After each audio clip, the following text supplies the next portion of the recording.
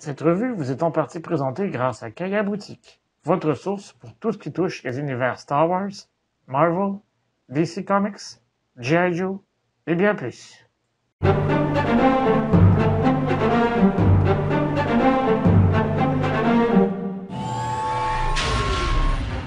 Bonjour les Jedi et bienvenue sur Star Wars Artefact. Mon nom est Dominique, alias Lord Doom, et aujourd'hui, pour la 100e vidéo de l'histoire de Star Wars Artefact, nous ferons la revue du demi-buste de Luke Skywalker de l'entreprise Gentle Giant. Avant d'aller plus loin, n'oubliez pas de vous abonner à la chaîne, de cliquer sur la petite cloche afin de recevoir des notifications et de liker la vidéo afin de m'aider à poursuivre mon travail. Vous pouvez également me suivre sur Facebook, Instagram et Twitter. Tous les liens sont dans la description au bas de la vidéo.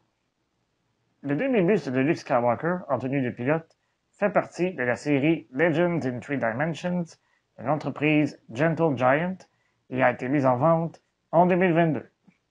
Il s'agit d'une série limitée à 1000 exemplaires à 1 ou 2 pièces près. Chaque buste se vend entre 200 et 250 $ canadiens ou entre 135 et 170 €.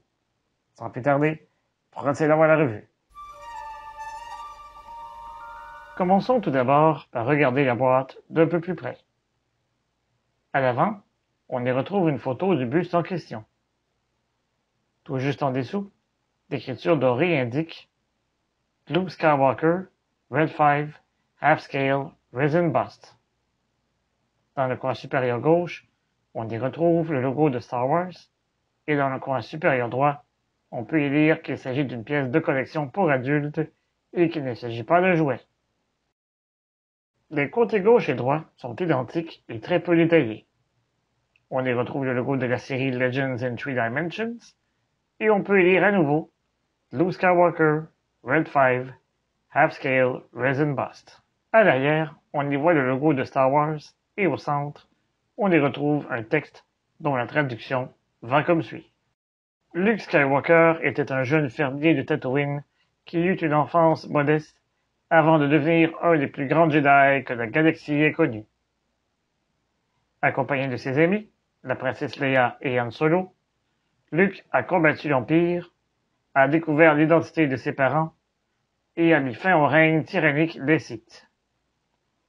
Lors de la bataille de Yavin, il a pris part à l'attaque de l'Étoile Noire sous le nom de code Red 5 et a réussi à détruire la station spatiale grâce à ses talents de pilote. Comme il est indiqué sur la boîte, le buste est fait de résine. Il mesure 28 cm de haut, a une profondeur d'environ 11 cm et une largeur d'épaule d'un peu moins de 15 cm. Son poids est de 1,5 kg. Il a été conçu par Joe Allard et sculpté par Rocco Tartamella. Le casque de Luke est très bien sculpté. Tous les détails sont bien représentés. Que ce soit le logo de la Rébellion, du symbole de l'Alliance pour restaurer la République, en passant par des symboles pour le nombre de chasseurs abattus, tout y est. La visière est également bien reproduite, tout comme le micro du casque et la mentonnière. Cependant, j'ai un peu de difficulté avec les marques d'usure, dont la qualité est inconstante.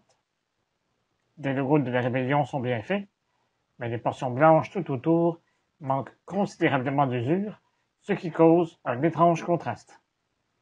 On peut constater qu'un effort a été fait du côté droit du casque, mais le côté gauche et l'arrière auraient pu être vieillis davantage. Le corps du personnage reflète bien l'uniforme porté par la plupart des pilotes de la Rébellion. Sur la portion blanche, les coutures ainsi que la texture du matériel ont été bien représentées. La salopette orange est bien conçue et contient de beaux détails au niveau du cou. Finalement, la courroie ainsi que la boîte sur la poitrine possèdent des textures et des détails d'un niveau de qualité digne de l'entreprise. L'arrière du buste contient peu de détails. On peut y apercevoir quelques mèches de cheveux dépassant du casque.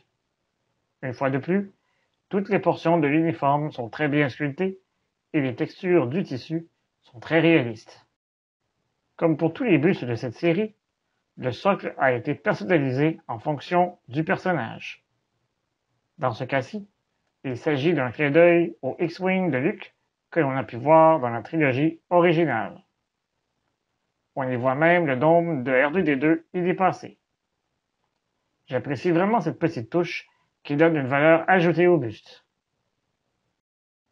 Sous la base, on y retrouve le copyright, le nom du fabricant, l'endroit où il a été conçu, ainsi que le numéro de l'exemplaire. Dans mon cas, je possède le numéro 311. Chaque buste de cette série est accompagné d'un certificat d'authenticité.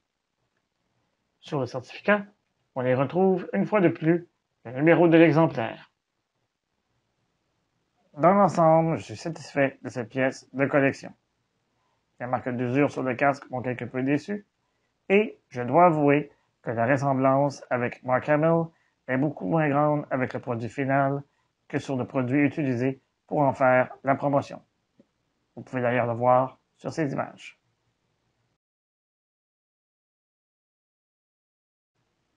Néanmoins, Luke demeure toujours mon personnage préféré et je suis très heureux de posséder cette pièce dans ma collection.